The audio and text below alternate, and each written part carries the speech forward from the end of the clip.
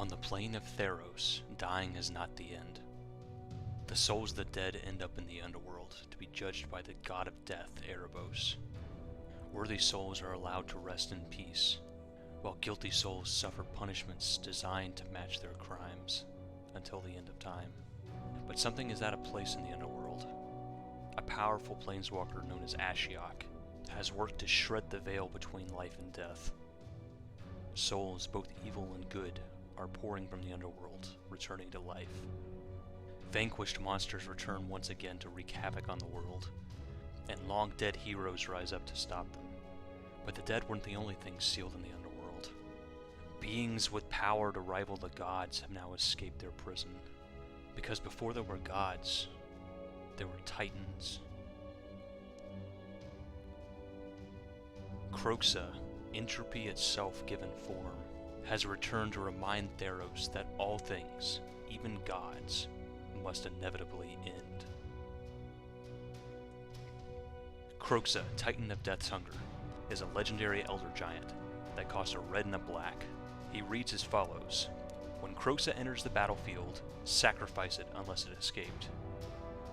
Whenever Kroxa enters the battlefield or attacks, each opponent discards a card. Then each opponent who didn't discard a non-land card this way loses 3 life. And he has Escape. Pay black, black, red, red, and exile 5 other cards from your graveyard to cast Kroxa from your graveyard. So to clarify on Kroxa's second ability, if your opponent doesn't have a card to discard, they still take 3 damage. This makes Kroxa a little unique as a discard commander. A lot of the times with commanders focused around making your opponents discard, they can sort of run out of steam. If you make your opponents discard all the cards in their hand, well then what is your commander doing?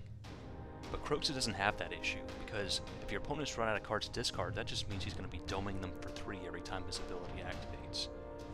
So in this budget deck, we're really going to be trying to take advantage of everything Kroxa has to offer, not just focusing on one aspect of the card, but trying to utilize all of it. And for just $75, we end up with a very disruptive and potentially very powerful deck. After we talk about some of the key cards, I'm going to have a goldfishing section at the end. Goldfishing is when you play without an opponent, just to sort of get a feeling of how the deck works. Goldfishing is something I like to do when I'm considering building a deck to see if I enjoy how it plays before I decide to buy into it. So we'll have a section where I do a little goldfishing after we're done discussing the key cards in the archetype. So one of the big themes of our Kroxa deck is going to be taking advantage of the cards we make our opponents discard. One way to do that is reanimating the creatures we make our opponents discard. After we use Kroxa to make our opponents discard a lot of creatures, Command the Dreadhorde allows us to pick the very best creatures out of any graveyard and bring them back onto the battlefield. Geth, Lord of the Vault, allows us to steal not only creatures but also artifacts from our opponents' graveyards. If we have a sly opponent who discards mana rocks to try to get around our reanimation stealing effects, Geth allows us to pull those out of the graveyard to grow our own mana base. Probably our single strongest card for this strategy is Sepulchral Primordial. When Sepulchral Primordial enters the battlefield, we get to reanimate a creature from each of our opponent's graveyards. This strategy is especially effective because if you think about what a player is most likely to discard early in the game, it's going to be a high drop. They won't have the mana to cast those for a long time, and they figure they'll probably draw a bomb between now and then, so might as well discard this card they have no chance of casting anytime soon. So being able to yank a bunch of those bomb creatures out of our opponent's graveyard to put under our control instead is not only really powerful, but it means this deck is going to have a lot of variability in how it plays.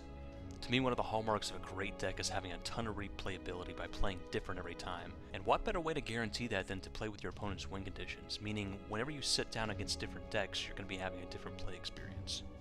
But it's not just creatures we're stealing out of our opponent's graveyards. We're also going to be stealing spells. Wildfire Devils and Direfleet Daredevil allow us to steal powerful instants and sorceries out of our opponent's graveyards. And the great big mama of this effect is Hedonist Trove. Hedonist Trove is one of the coolest things our deck can do. It allows us to just straight up steal an opponent's graveyard entirely. It basically just reads target opponent's graveyard becomes our hand, which means no matter what they chose to discard to Kroxa, we're going to be able to make use of it. So let's look back at Kroxa for a second. Specifically at his first ability. When Kroxa entered this battlefield, sacrifice it unless it escaped. This is generally a negative ability because you'd rather have your 2-mana 6/6 stay on the board. However, we do have some ways to cheat around this effect, including one of the strongest cards in our deck, Sundial of the Infinite. So Sundial of the Infinite is a 2-mana artifact that allows you to pay 1, tap it, and end the turn, but you can only activate this during your own turn. The trick is we can choose to end the turn while an ability is on the stack, including the sacrifice effect for our Kroxa. So one of the strongest starts our deck can have is turn 2 Sundial of the Infinite, turn 3 Kroxa, and while Kroxa's ability to sacrifice itself is on the stack, we then end the turn. This means Kroxa won't sacrifice itself and can start attacking as soon as the next turn. And we really did just cast Kroxa for 2 mana. Another way we subvert this downside is ways to get Kroxa out of our graveyard and into our hand instead of putting it back to the command zone. Phyrexian Reclamation is our best card for this. We can pay 1 and a black and 2 life to get Kroxa from our graveyard back into our hand. Then we can pay just 2 mana again to play Kroxa, get it back again, play Kroxa for just 2 mana again, get it back again, play Kroxa for just 2 mana. Theoretically, we could just sacrifice Kroxa to itself, put it in the command zone, recast it, sacrifice it to itself, put it in the command zone, recast it. But every time we do that, we're going to be upping its mana cost by 2.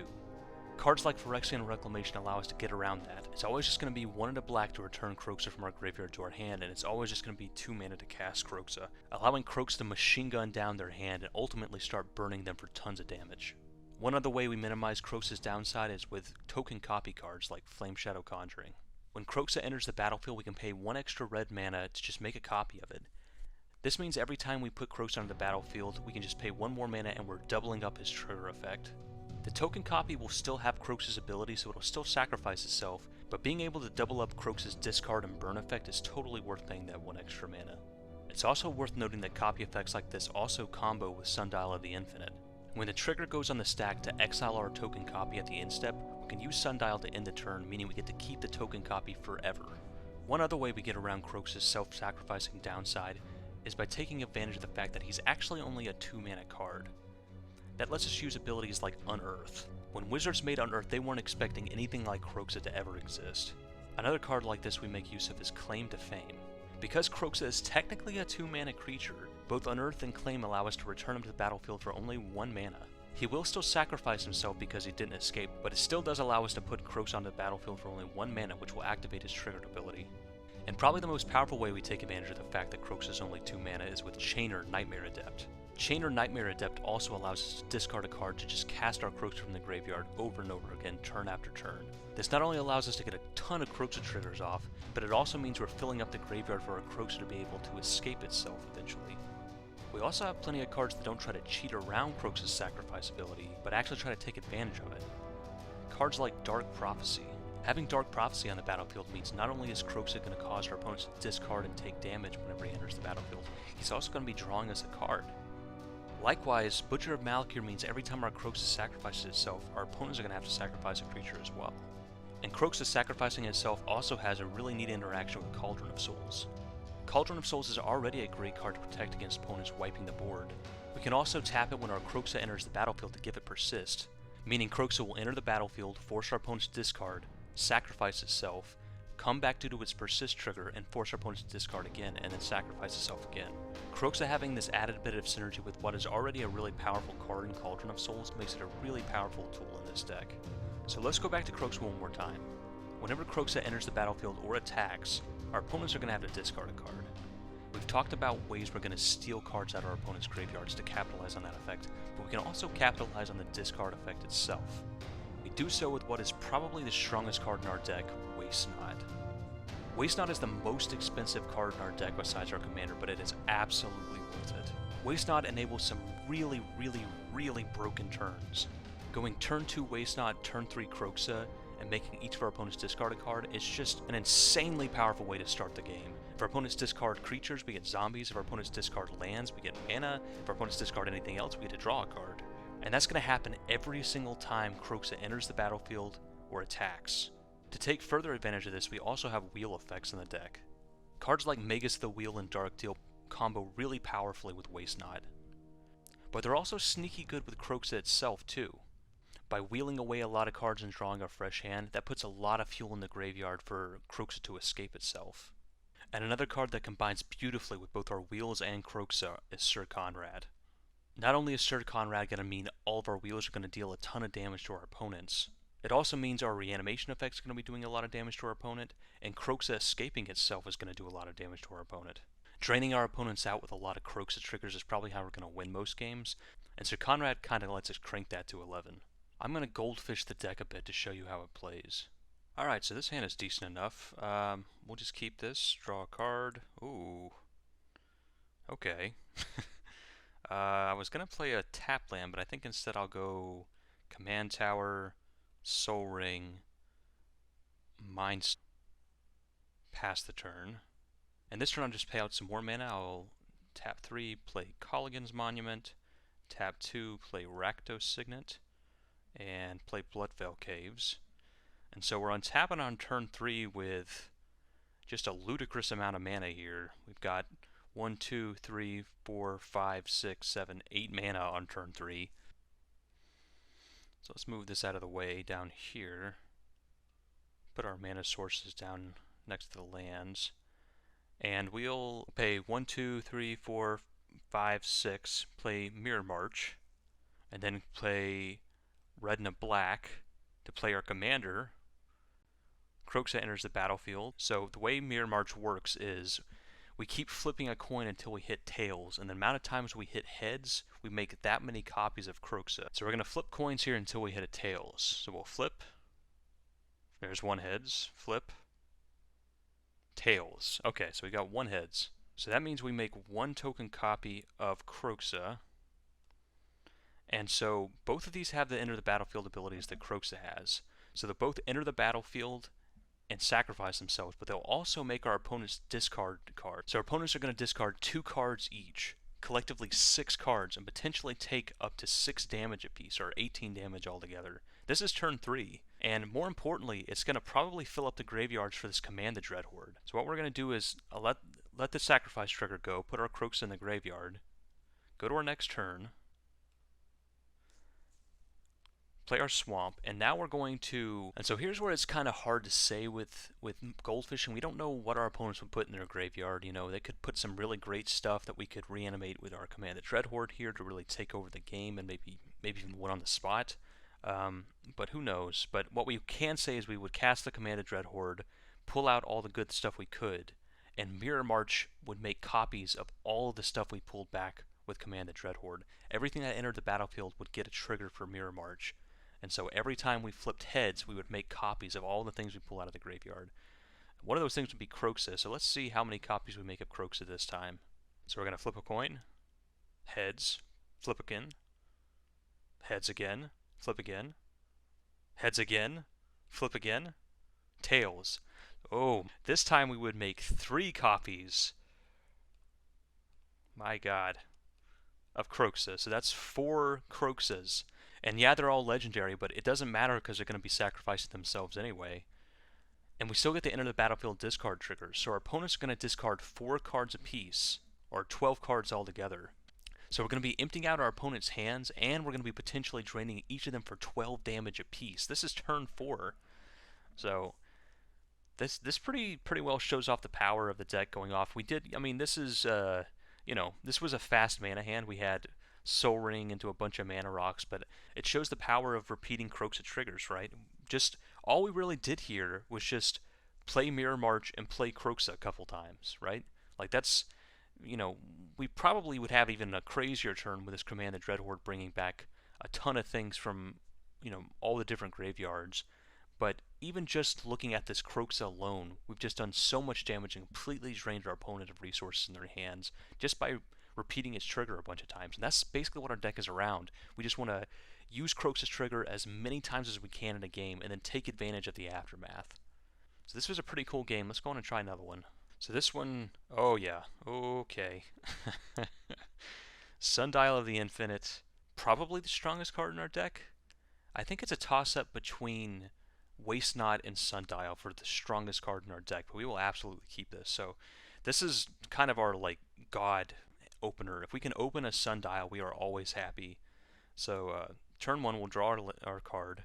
We'll play Command Tower, go to our next turn, play our Swamp, we'll play Sundial of the Infinite, and then next turn play a land, and all we do here is just red-black, play our commander, and then our commander's trigger goes on the stack. We order the triggers so that everybody discards a card and potentially takes 3 damage, And then while the other triggers on the stack, so that Kroxa has to sacrifice himself, we're going to pay 1, tap our sundial, and end the turn. And so that basically counters the trigger. It never got to resolve, and it won't be trying to trigger again. So we just played our Kroxa for 2 mana straight up, got his Enter the Battlefield ability, and now his ability triggers every time he enters the battlefield and when he attacks. So when we untap next turn and start attacking, this is a 6/6. We're probably going to be able to attack profitably with it on turn 4, and our opponents are going to be discarding cards every time we do. So let's go to the next turn. So we would probably just go 1, 2, 3, 4, play Hedron Archive, play Mind Stone, just get our, ramp on here, develop our mana a bit, and then we would just go in and attack, make our opponents discard, take 3 damage apiece, go to our next turn, and now we've just got so many options at this point. Depending on what our opponent's discarded, we get to attack with Kroxa again, so that means each of our opponent has potentially discarded 3 cards, has taken a lot of damage, and we're going to be able to, we can bring things back with Endless Obedience or Command the Dread Horde. We can bring back a ton of things from all the different graveyards. We could play Cauldron of Souls to protect our Kroxa. We could play Sir Conrad before we attack with Kroxa this turn, so if our opponents start discarding creatures, they'll start taking tons of damage. There's just so many directions we can go. We have 7 mana here, so we could do so many different things. And we could also play Wildfire Devils if our opponents had discarded a lot of powerful sorceries that we wanted to steal. we just have so many options here. This is turn 5, and we just have an absolute ton of options to go for, depending on what our opponents have discarded. So let's Goldfish one more game to get an idea of how this deck plays. So this isn't a super broken hand, but it does have a pretty good little combo here with Stormfist Crusader, which is going to be drawing cards and dealing our opponents a life. And we can also play Rakdos. So Rakdos, his ability says you can't play him unless an opponent has lost life this turn. But Stormfist takes care of that requirement by itself. So I think we'll keep this hand. Let's draw a card, play Swamp, go to the next turn, play Stormfist Crusader, go to the next turn, draw an extra card, everybody loses a life, and I think here we would just play out our Kroxa, make everybody discard a card, and potentially take 3 damage. So Stormfist Crusader and Kroxa have a pretty cool interaction. Once our opponents get empty-handed, once we've played Kroxa enough times that nobody has any cards left in their hand, Stormfist Crusader gives them a card on our turn, and then we get to play our Kroxa. So basically we can kind of take away the card they drew. We sort of break the symmetry by, we get to draw a card, and our opponents do too, but with Kroxa we can kind of take away that card they just drew, but we're not having to discard while they are. So anyway, play our Kroxa, make our opponents discard, go to our next turn, and now our opponents take a damage. We'd probably just play Rakdos here, just because it's so explosive. It's a 6/6 flying trample, and then our opponent's going to take 1 damage next turn from Stormfist Crusader, or Rakdos is going to get in for some damage, so any creatures we cast, like this Puppeteer Click, is just going to cost 2 mana, which is pretty crazy. We could also, if we didn't want to focus on our Rakdos, we could play like Flame Shadow Conjuring, set that up to make copies of our Kroxa, or we could do Chain Reaction if the board's gotten out of control and we need to clean up the board. We could use this to, kind of wrath and reset the board if things have just gotten a little bit too out of control. Or if we needed to, we could also Siphon Mind, make each opponent discard a card, and draw 3 cards. So we got a lot of options here. Rakdos would probably be what it is, just because he's such a powerful bomb. So yeah, this is a little bit different of a hand. It doesn't really go into our combos quite as much, but it is a little interesting to see this interaction between Stormfist and Kroxa, and also Stormfist and Rakdos. You can kind of see how the pieces of our deck fit together here, and still you can look at the options we're going to have available come turn 5, and how this deck can kind of come flying out of the gate and just do some really broken stuff for only $75. So that's going to wrap it up for this budget Kroxa deck tech.